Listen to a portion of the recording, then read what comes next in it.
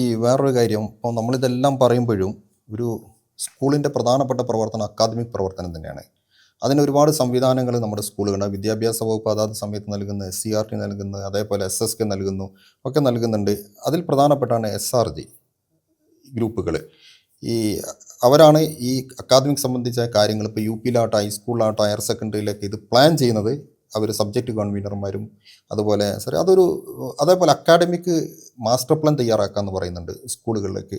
സാറേ എനിക്ക് തോന്നുന്നത് ഇപ്പം എൻ്റെ ഒരു അനുഭവത്തിൻ്റെ കൂടെ അടിസ്ഥാനത്തിൽ ചില സ്കൂളുകളിലെങ്കിലും ഇത് യാന്ത്രികമാകുന്നുണ്ടോ എന്നുള്ളതാണ്. അതുപോലെ തന്നെ ഇപ്പം സാറ് നേരത്തെ പറഞ്ഞ ഒരു അധ്യാപിക, ആ അധ്യാപികയുടെ ക്ലാസ്സിലെ കുട്ടികളെ ശരിക്കും അറിയണം എന്ന് പറയുന്നുണ്ട്. അപ്പം അങ്ങനെ അറിയുമ്പം അതിൽ പ്രശ്നങ്ങൾ മറികടക്കണമെങ്കിൽ ക്ലാസ് ബേസ് മാസ്റ്റർ പ്ലാൻ ഉണ്ടാക്കണം, അക്കാഡമിക് മാസ്റ്റർ പ്ലാൻ ഉണ്ടാവും. അതിലേക്കും കൂടെ നമ്മൾ എത്തേണ്ടതല്ല. നമ്മൾ ആദ്യഘട്ടത്തിലാണ് സ്കൂൾ അക്കാദമിക് മാസ്റ്റർ പ്ലാൻ എന്ന് പറയുന്നത്. എന്ന് വെച്ചാൽ ഒരു സ്കൂളിൽ നടക്കേണ്ട മുഴുവൻ അക്കാദമിക പ്രവർത്തനങ്ങളും എന്താണ്, വരുന്ന ഒരു അധ്യയന വർഷം എന്ത് നടക്കണം, തൊട്ട് 5 വർഷങ്ങൾക്കുള്ളിൽ സ്കൂൾ എങ്ങനെയാണ് അക്കാദമിക രംഗത്ത് മുന്നേറ്റം ഉണ്ടാക്കുന്നതിന് ഒരു പ്ലാൻ ചെയ്യുകയും ആ പ്ലാനിന് ആവശ്യമായ എന്തെല്ലാം പ്രവർത്തനങ്ങൾ വേണമെന്ന് നിശ്ചയിക്കുകയും ചെയ്യാൻ തീരുമാനിച്ചത്.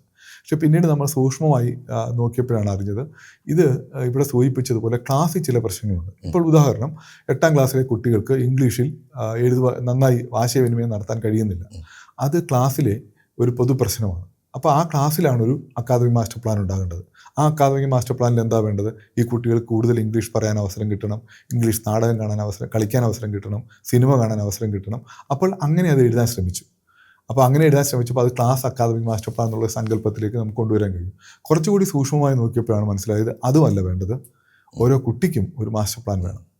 നമ്മൾ പറയുന്നു, അഭിമാനപൂർവ്വം പറയുന്നു, കേരളത്തിലെ പൊതുവിദ്യാലയങ്ങളിൽ ചിലതെങ്കിലും ഓരോ കുട്ടിയെയും പരിഗണിച്ചുകൊണ്ട് അവരുടെ വ്യക്തിഗതമായ മാസ്റ്റർ പ്ലാൻ തയ്യാറാക്കി. 6ാം ക്ലാസ്സിൽ പഠിക്കുന്ന ഇന്ന കുട്ടി, ആ കുട്ടിക്ക് ഇന്ന കഴിവുകളുണ്ട്, ഇന്ന കാര്യങ്ങൾ ഇനിയും മുന്നേറേണ്ടതുണ്ട്, അതുകൊണ്ട് ഈ കുട്ടിക്ക് ഇന്ന പ്രവർത്തനങ്ങൾ. അപ്പോൾ ഒരു ക്ലാസ് മൊത്തം നോക്കുമ്പോൾ ആ ക്ലാസ്സിൽ എത്ര കുട്ടികൾക്കാണ് പൊതുവായ ചില പരിമിതികൾ. അപ്പോൾ അഭിനയത്തിന് പരിമിതിയുള്ള 10 കുട്ടികളുണ്ട്. അങ്ങനെയാണെങ്കിൽ ആ ക്ലാസ്സിലെ മാസ്റ്റർ പ്ലാനിൽ അഭിനയത്തിന് വേണ്ടി ഒരു സാധ്യത ഉണ്ടാക്കണം. അത് സ്കൂളിലേക്ക് ആലോചിക്കുമ്പോൾ അങ്ങനെ ഒരു മാസ്റ്റർ പ്ലാനിലേക്ക് നമ്മൾ മടങ്ങിപ്പോയിട്ടുണ്ട്. ചില വിദ്യാലയങ്ങൾ അത് മാതൃകാപരമായി ഇടപെട്ടിട്ടുണ്ട്. നമ്മളെ കേൾക്കുന്ന രക്ഷകർത്താക്കളും അധ്യാപകരും അത്തരം ശ്രമങ്ങൾ നടത്തിയ നിരവധി അനുഭവങ്ങൾ നമുക്കുണ്ട്. ഒരു ക്ലാസ്സിലെ ഒരു കുട്ടിയാണ് ഒരു യൂണിറ്റ്. ആ കുട്ടി ഒരു യൂണിറ്റായി പരിഗണിച്ചുകൊണ്ട് പ്രവർത്തനങ്ങൾ നടത്താനാണ് നമ്മൾ ഈ സമഗ്ര ഗുണമേന്മ വിദ്യാഭ്യാസ പരിപാടിയിൽ അടക്കം പറഞ്ഞത്. അതുകൊണ്ട് വ്യക്തിഗത മാസ്റ്റർ പ്ലാനിൽ നിന്നും ക്ലാസ് മാസ്റ്റർ പ്ലാനിലേക്കും അവിടെ നിന്ന് സ്കൂൾ മാസ്റ്റർ പ്ലാനിലേക്കുമാണ് പോകേണ്ടത്.